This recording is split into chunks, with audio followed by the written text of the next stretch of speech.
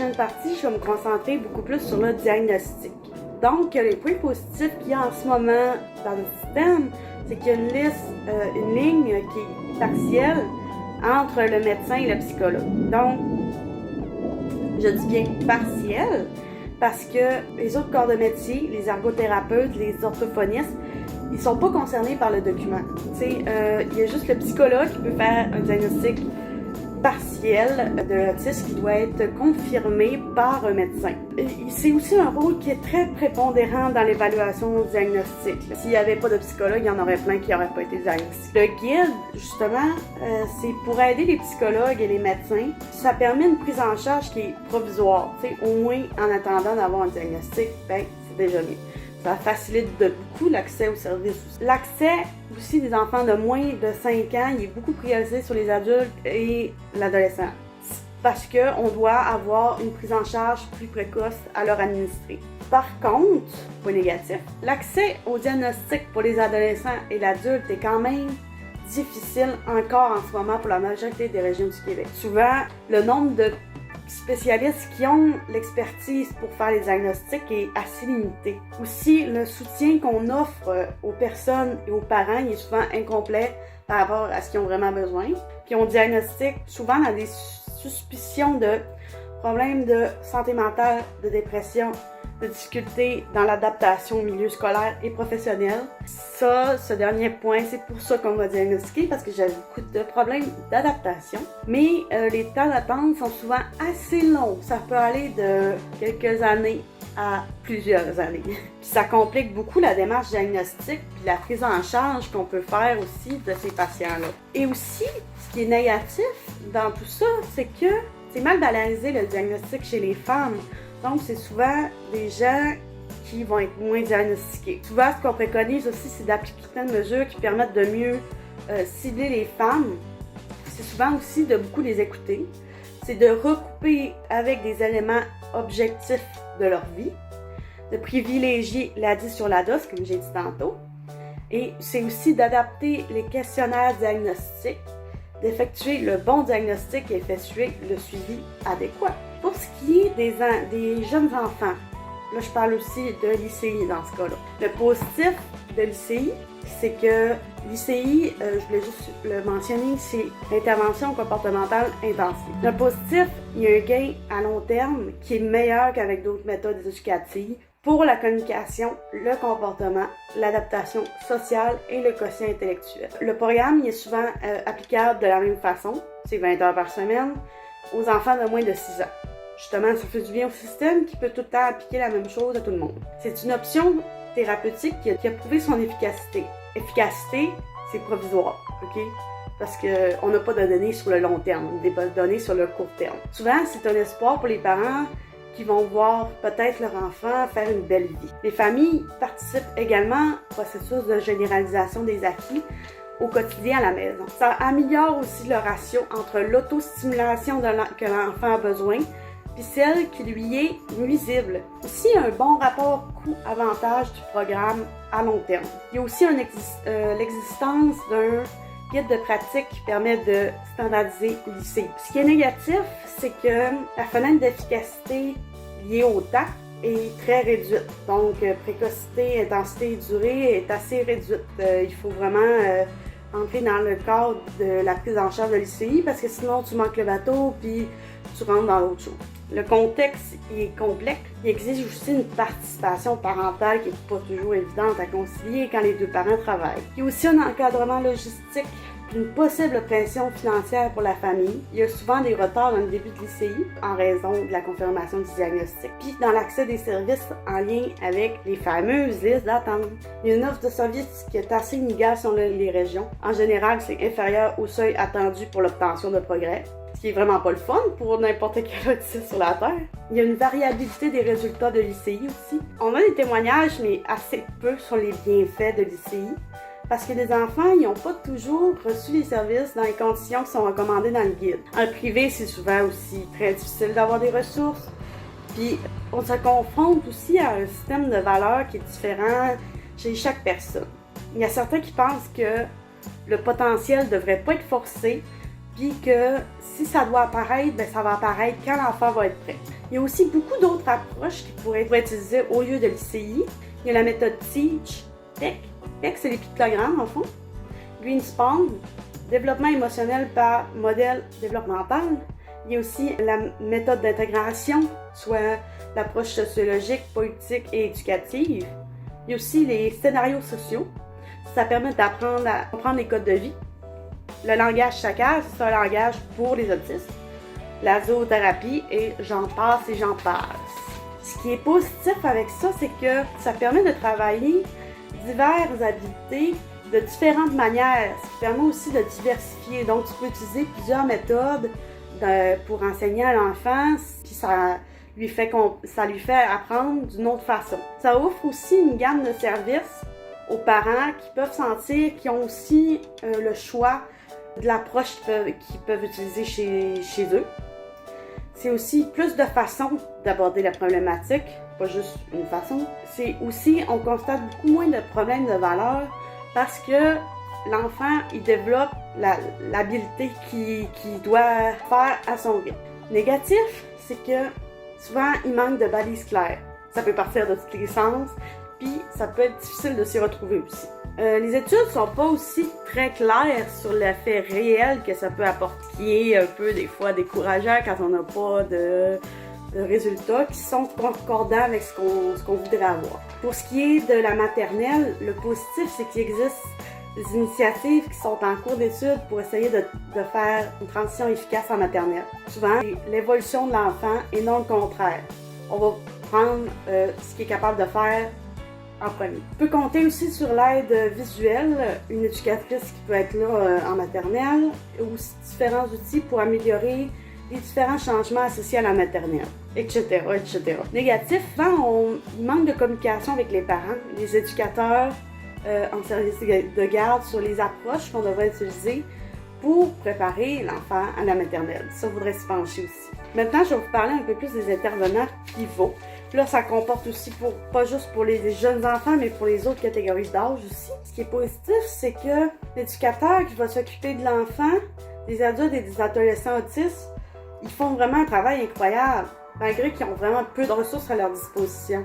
Tu sais, ça permet le lien de confiance et tout. Tu sais, ils font vraiment beaucoup avec moins, tu sais. Négatif, c'est souvent les listes d'attente qui sont beaucoup trop longues pour avoir des services. Puis en plus de la liste d'attente pour le diagnostic. Les parents, ils sont souvent épuisés par toutes les démarches qu'il faut effectuer dans le système, puis aussi l'entourage, parce que c'est pas juste les parents qui subissent tout ça, c'est aussi l'entourage. Ici, il y a une variabilité de services offerts d'une région à l'autre. On parle beaucoup d'épisodes de services que de services sur le long terme, ce qui peut être parfois un petit peu dérangeant, tu sais, quand tu te dis « Ah, j'ai tant de mois pour faire ce que je dois faire ». Là, je vais vous parler un peu plus de ce qui est de l'enfance et de l'adolescence, soit la santé, l'éducation et l'emploi. Dans le fond, pour ce qui est d'insérer les gens en milieu de travail, c'est souvent le TEVA, ça permet la transition vers les études postsecondaires et aussi vers le marché de l'emploi. Ça permet d'avoir une démarche planifiée et concertée pour faciliter la transition. Dans le fond, les élèves sont ciblés par l'école ou d'autres partenaires. Puis le but du programme, c'est vraiment de maximiser l'autonomie, le développement des habiletés du jeune, favoriser une meilleure compréhension de ses intérêts pour le préparer adéquatement à une vie adulte active, soit je parle du logement, du travail, des activités de jour, etc. C'est souvent en complémentarité avec les parents, l'école et les partenaires concernés. C'est souvent une approche qui est multisectorale, qui implique vraiment beaucoup de partenaires comme les parents, le jeune et l'école. Donc, ce qu'il y a de positif dans l'approche TEVA, c'est souvent la différence dans la vie professionnelle des jeunes autistes. On voit aussi beaucoup d'espoir pour les parents qui voient enfin le potentiel que leur enfant peut avoir. Puis aussi, de plus en plus, les écoles l'utilisent. Puis un plan régional, il a déjà été publié. Ce qui est un peu plus difficile, c'est la difficulté de mise en place dans le réseau. Il manque de coordination entre l'école et les différentes ressources. Les innovations sont extrêmement difficiles à faire dans ce programme. Et les programmes, des fois, ça ne peut pas correspondre entièrement aux jeunes aussi. Souvent, il y a une participation active des parents et du jeune, donc ça demande un investissement quand même important. Pour les emplois au deuxième cycle du secondaire, on a quand même plusieurs services qui peuvent être offerts. Bon, les formations métiers semi-spécialisées, puis la formation préparatoire au marché du travail. La FMS, c'est souvent pour les élèves qui ont besoin de poursuivre les apprentissages du premier cycle du secondaire. On parle plus d'un cheminement qui prépare le jeune à exercer le métier semi-spécialisé. Il y a possibilité de passer en formation professionnelle ou parcours de formation appliqué au secondaire, à condition d'avoir réussi l'année scolaire. La formation préparatoire au marché du travail, c'est pour ceux qui ont besoin de poursuivre leur apprentissage primaire.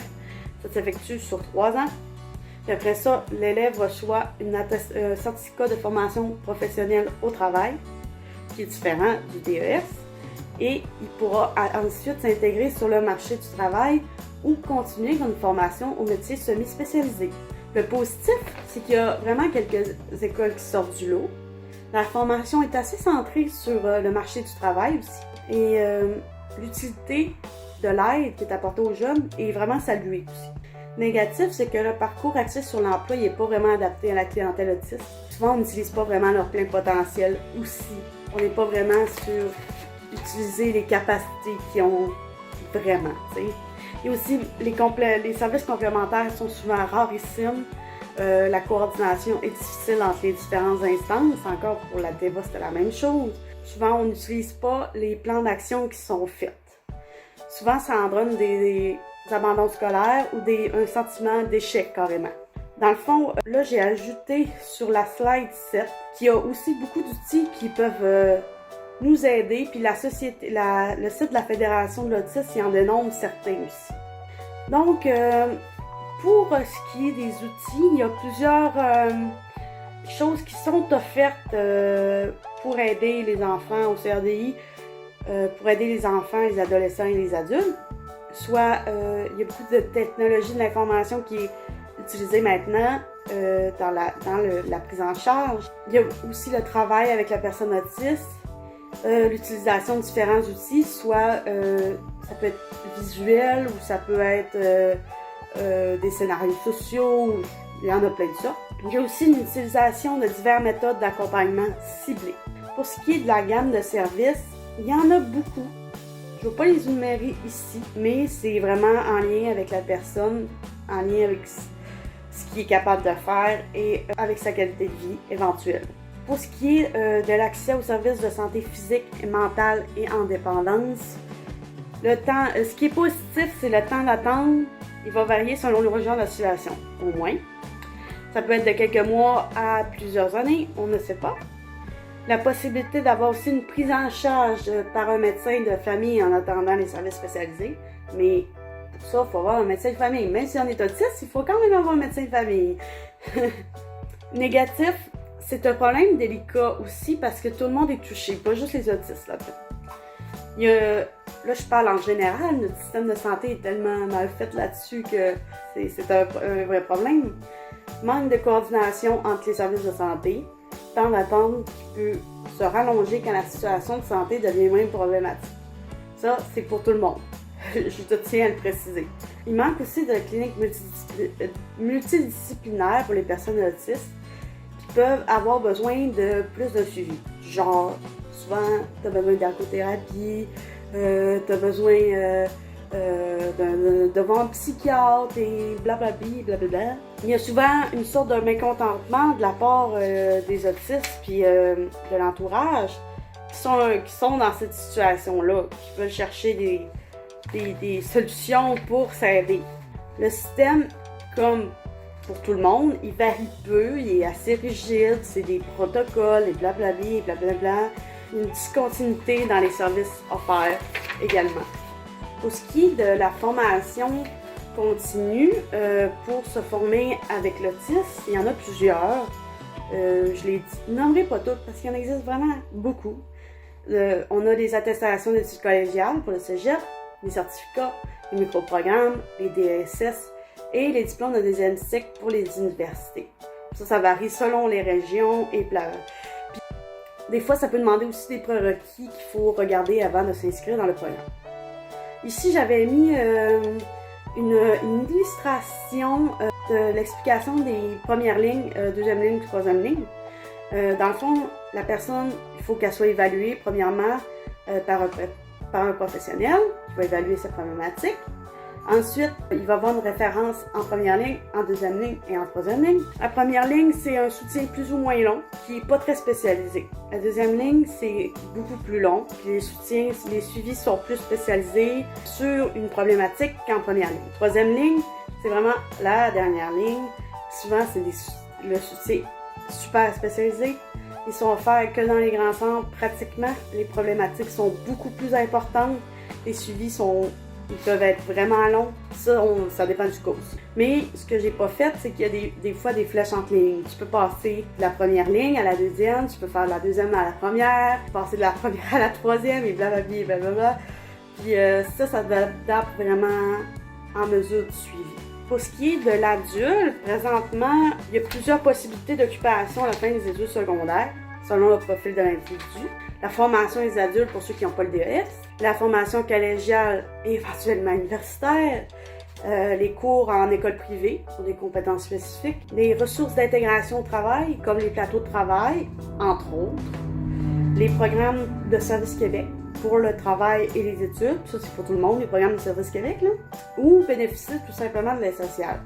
Mais par contre, la plupart des gens, ce qu'ils font, c'est qu'ils vont aussi aller travailler pour gagner un peu de sous, mais pas pour ça. C'est souvent un travail non rémunéré, faiblement rémunéré, mais souvent c'est pour s'occuper l'esprit du genre, ou explorer un métier ou n'importe quoi. Les services socio-professionnels et communautaires, c'est surtout offert dans les centres de réadaptation en déficience intellectuelle et entre autres le CRDITN, en particulier avec des organismes communautaires puis des entreprises.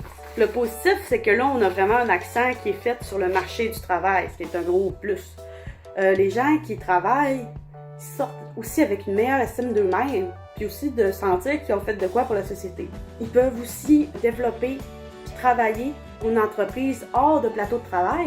Puis l'organisme et l'entreprise, ils sont souvent partenaires, puis ils peuvent offrir des subventions du gouvernement pour les aider financièrement. J'appelle ça le PSOC, le programme de subvention aux organismes communautaires. Présentement, c'est ça que je suis en train de faire. Je suis en train de faire un stage de travail qui a une subvention salariale du gouvernement qui est donnée à la société où je fais mon stage. Les négatifs, c'est qu'il y a peu de changements concrets dans ces programmes-là. Les gens, ils vont éventuellement quitter vers l'emploi. C'est pas fait pour rester là. Selon les régions, les services, ils peuvent s'avérer assez disparates aussi. Ça diminue les possibilités selon l'endroit aussi où tu habites. À Montréal, il y a plus de services que sur la Côte-Nord.